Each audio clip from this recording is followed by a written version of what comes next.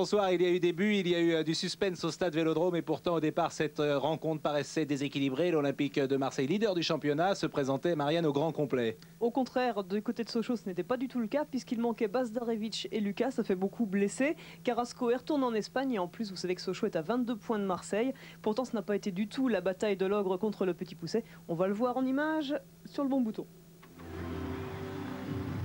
Il était donc 15 h dans le stade Vélodrome, amplement garni avec 25 000 spectateurs. Et dès la 4e minute, Waddle a donné à Abedi Pelé. Abedi Pelé est passé devant Hadjibégic, un centre au premier poteau et c'est Jean-Pierre Papin qui reprend dans les 6 mètres et qui marque le premier but de cette rencontre, le 21e personnel de JPP depuis le début de saison.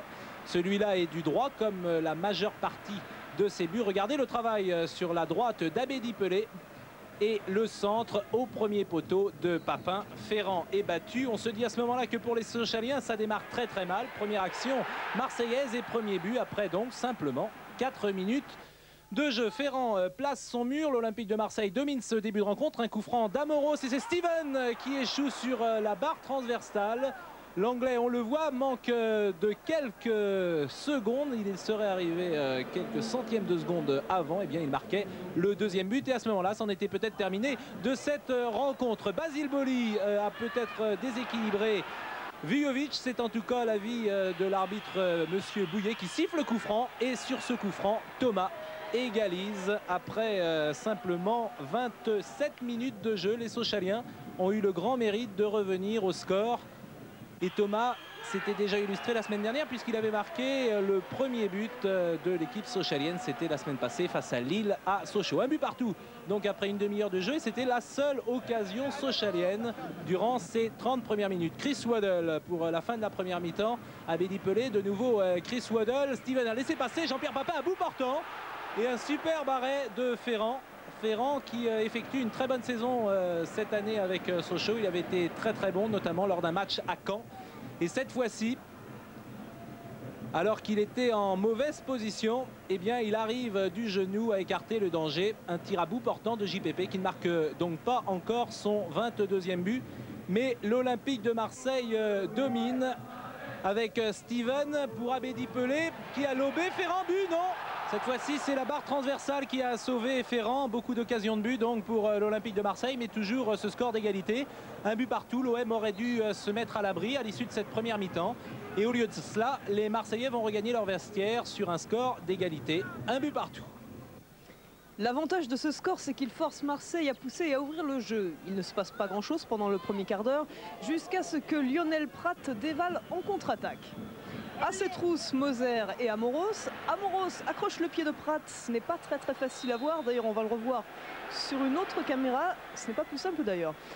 Il y a pénalty, c'est ce que Monsieur Bouillet décide. Laurent Crossi s'élance pour Sochaux.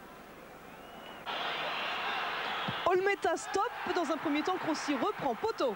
Éric de Wilder cherche aussi à reprendre de volée. Il a failli heurter Olmeta et Olmeta n'est pas très content de cette sortie. Le pied n'est pas passé loin de sa tête.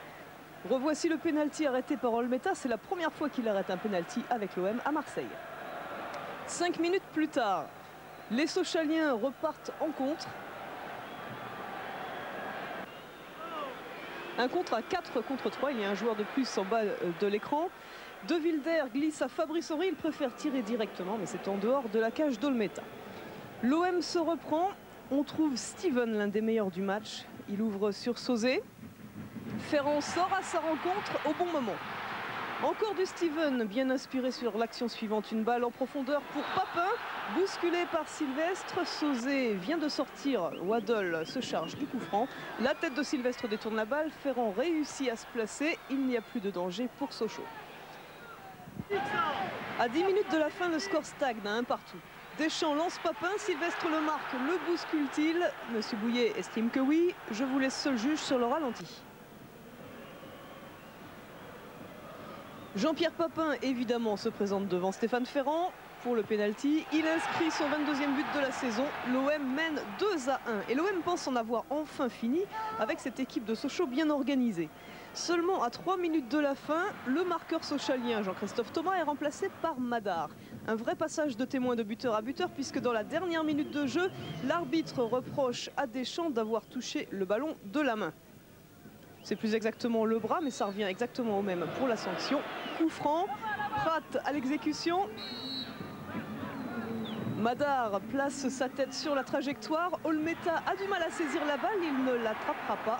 Sochaux égalise 2-2 et va pouvoir rentrer dans le Doubs avec un point. Un très beau résultat. Il n'y a pas grand monde cette année qui est venu prendre un point à Marseille. C'est une belle performance.